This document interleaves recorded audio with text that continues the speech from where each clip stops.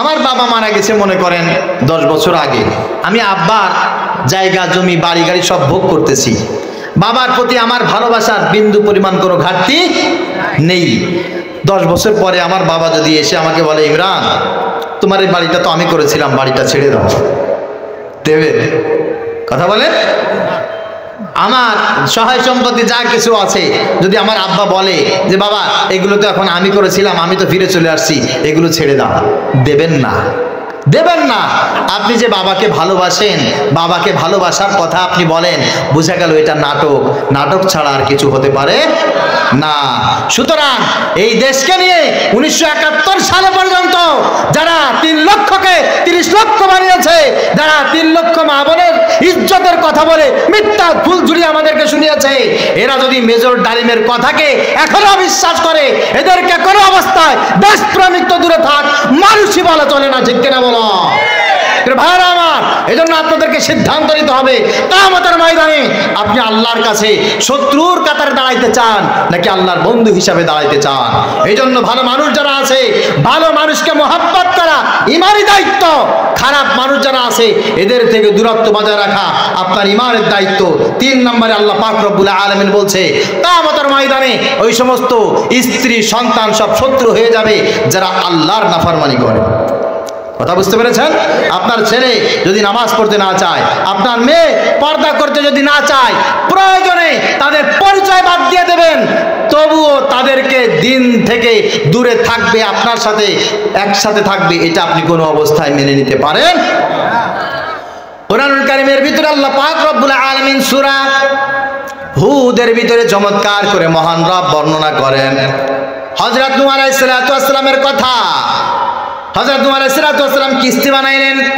কিস্তিতে উঠার আগে তার প্রিয়তমা স্ত্রীকে ডাক দিয়ে বলছেন, শোনো আল্লাহ পাক রব্বুল আলামিন এখানে উঠতে বলেছেন।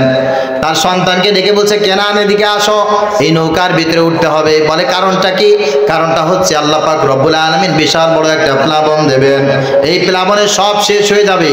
স্ত্রী আর সন্তান বলছে, বাবা তোমার আল্লাহ যত বড় প্লাবন দেবে আমরা তার চেয়ে অনেক উপরে চলে যাব, উঠতে উঠতে আমরা পাহাড়ের চূড়ায় চলে যাব। বাবা তোমার কোনো টেনশন নাই, তোমার আল্লাহ সুনামি দিয়ে বন্যা দিয়ে আমাদেরকে ক্ষতি করতে পারবে না। নাউজুবিল্লাহ বলেন।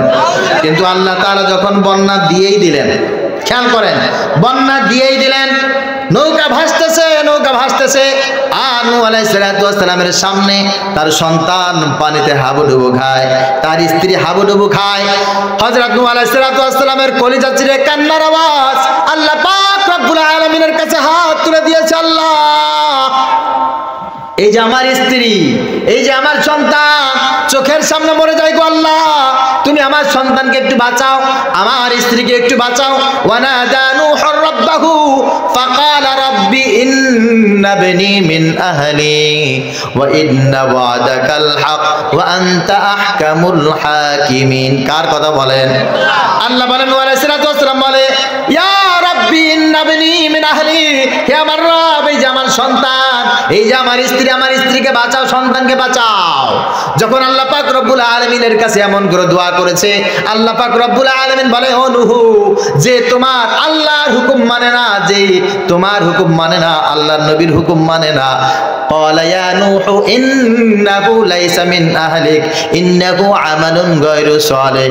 ও নূহ, ও কোনোদিন তোমার স্ত্রী হতে পারে না, ও কোনোদিন তোমার সন্তান হতে পারে না। আল্লাহু আকবার। এই স্ত্রীর পরিচয় দিও না, এই সন্তানের পরিচয় দিও না, কারণ 2 দিন পরে এই স্ত্রী, এই সন্তান তোমার বিরুদ্ধে অভিযোগ দিবে, আল্লাহ আমার এই মা, আমার এই বাবা, আমার এই অভিভাবক আমাকে তোমার পথে না চলার জন্য বলেছিল, তোমার পথে চালানোর জন্য আমাকে উৎসাহিত করে নাই, শাসন করে নাই। প্রিয় ভাইরা আমার, শুধু তাই না, 2টি স্বভাব যদি কোনো মানুষের ভিতরে থাকে, সে আমার স্ত্রী হোক, সে আমার স্বামী হোক, আমার সন্তান হোক, যে হোক না কেন, ইমানদারদের থেকে দূরে সরে চলে যাবে, তাকে কখনো কোনো অবস্থায় প্রশ্রয় দেওয়া যাবে। কথা বলে। এখন তো বাবা মা গৌরব করে বলে, আমার ছেলে কলেজে পড়ে, একটা গার্লফ্রেন্ড থাকতেই পারে, ও একটু পিকনিকে যাবে, একটু আড্ডা দেবে, এটা কোনো ব্যাপার হলো? আমার মেয়ে এখন অ্যাডাল্ট হয়েছে, তার 2-1টা বয়ফ্রেন্ড থাকবে না, এটা কোনো কথা? আমার ছেলে একটু বিড়ি সিগারেট খাইতে পারে, উঠতি বয়সে এগুলো হয়। নাউজুবিল্লাহ, বড় মুসলমান হতেই পারে না। তার কারণ নবীজি সাল্লাল্লাহু আলাইহি ওয়াসাল্লাম বলেছেন হযরত আবু বকর রাদিয়াল্লাহু তাআলা আনহুর কথা, খাসলাতান লা তাজমাআনি ফি মুমিনিল কলব আল বুখল ওয়া সুউল খুলক। নবীজি সাল্লাল্লাহু আলাইহি ওয়াসাল্লাম বলেন, তোমার অধীনস্থ যে ঈমানদারেরা আছে তাদের ভিতরে কোনোদিন কোনো অবস্থায় দুটি গুণ যেন স্থান না পায়। যদি দুটি গুণ তাদের ভিতরে স্থায়ীভাবে থেকে যায়, এরা কোনোদিন ঈমানদারদের কাতারেই থাকবে না। এক নম্বরে হচ্ছে আল বুখল, কৃপণতা। কি বলেন তো সবাই বলেন? কৃপণতা। অনেক সন্তান আছো, তোমার মায়ের জন্য বাবার জন্য খরচ করতে চাও না, কৃপণ। আবার অনেক মা বাবা আছে সন্তানদের জন্য খরচ করতে চায় না, কৃপণ। স্ত্রীকে দিতে চায় না, একটু বেশি বেশি স্ত্রীকে দেবে তা দিতে চায় না, কৃপণ। এই কৃপণ যদি কোনো মানুষ হয়, তার ভিতর থেকে ঈমানের নূর উঠিয়ে নেন একজন, তিনি কে? সুতরাং খুব বেশি কৃপণ যদি কেউ হয়ে যায়, তার থেকে আলাদা হয়ে যা। বলে বাবা তোমার রাস্তা তুমি দেখো, আমার রাস্তা আমি দেখছি। দুই নম্বরে ওয়াসুউল খুল, চরিত্রহীনতা, অশ্লীলতা যার ভিতরে থাকবে এর সাথে ইসলামের কোনো সম্পর্ক, কথা বলেন, কোনো সম্পর্ক নেই, কোনো সম্পর্ক নাই। এই জন্য আপনার মেয়ে যদি চরিত্রহীনা হয়ে যেতে থাকে, আপনার ছেলে যদি চরিত্রহীন হয়ে যেতে থাকে, আপনার স্ত্রী, আপনার অধীনস্থ যারা আছে, আপনার স্বামী যদি দেখেন চরিত্রহীনতার ভিতরে নিমজ্জিত হচ্ছে, আপনি সাথে সাথে প্রোটেকশন করবেন। যে অবস্থা আছেন ওই অবস্থায় যদি একেবারে নিয়ন্ত্রণ করতে ব্যর্থ হন, তাকে আপনি হাত থেকে ছেড়ে দেন। তা না হলে 2 দিন পরে ও আপনাকে জাহান্নামে নিয়ে যাবে, বলেছেন মুহাম্মদুর রাসূলুল্লাহ সাল্লাল্লাহু আলাইহি ওয়াসাল্লাম। প্রিয় ভাইরা আমার, আল্লাহ পাক রব্বুল আলামিন বলেন, এই স্বামী আর এই স্ত্রী যাদের ভিতরে স্বভাবগুলো থাকবে কিয়ামতের ময়দানে, ওরা তোমাদের শত্রু হয়ে যাবে, আদুওয়াল্লাকুম, তারা তোমার শত্রু হয়ে যাবে। আর সন্তানদের ভিতরে কিছু গুণের কথা আল্লাহ পাক রব্বুল আলামিন বলেন, লা তুলহিকুম আমওয়ালুকুম ওয়ালা আওলাদুকুম আন যিকরিল্লাহ। সন্তানকে ভালো সবাই বাসে। একটা গরু তার বাচ্চাকে মহাব্বত করে, ভালোবাসে। একটা মুরগির বাচ্চা তার মা তাকে সেই পরিমাণ মহাব্বত করে। একটা কুমিরের ডিমকে কুমির মহাব্বত করে। একটা মাকড়সা তার বাচ্চাকে মহাব্বত করে। একটা ছাগল তার বাচ্চাকে ছানাকে মহাব্বত করে। একটা কুকুরও তার বাচ্চাকে মহাব্বত করে। বিড়ালও তার বাচ্চাকে মহাব্বত করে। কিন্তু একটা মানুষও তার বাচ্চাকে মহাব্বত করবে, এটা সত্য। এইটার জন্য ব্যাখ্যা বিশ্লেষণের কোনো দরকার নাই। তবে আল্লাহ পাক রব্বুল আলামিন বলে, খবরদার, ভালোবাসা আর মহাব্বত তোমাকে যেন আল্লাহর পথ থেকে দূরে সরায় না নাই। সেটা কেমন? অনেকে তো সন্তানকে মাদ্রাসায় দিতে চায় না, দূরে রাখতে চায় না, কলিজার ভিতরে একেবারে রেখে দিতে চায়। রমজান মাসে সাহারিতে ডাকতে চায় না, আছে না নাই? শীতের দিনে নামাজে উঠাইতে চায় না, সন্তানের কষ্ট হবে সেই জন্য না। আল্লাহ বলছেন, লা তুলহিকুম আমওয়ালুকুম ওয়ালা আওলাদুকুম আন যিকরিল্লাহ। তোমার সম্পদ আর তোমার সন্তান আল্লাহর পথ থেকে যেন তোমাকে না সরায়। ওই সন্তানকে যদি তুমি আল্লাহর পথ থেকে মুহাব্বতের কারণে, ভালোবাসার কারণে দূরে সরায় দাও, কিয়ামতের ময়দানে কিন্তু জান্নাত থেকে তোমাকে আস্তে আস্তে করে দূরে সরায় দিয়ে যাবে। এই জন্য যারা এই কাজটা করো, তুমি মনে রাখবা কিয়ামতের ময়দানে ওই সন্তান তোমার সামনে দাঁড়াবে, আল্লাহর কাছে বলবে, রব্বানা ইন্না আতানা সাদাতানা ওয়া কুবারানা ফাদাল্লুনা সাবিলা।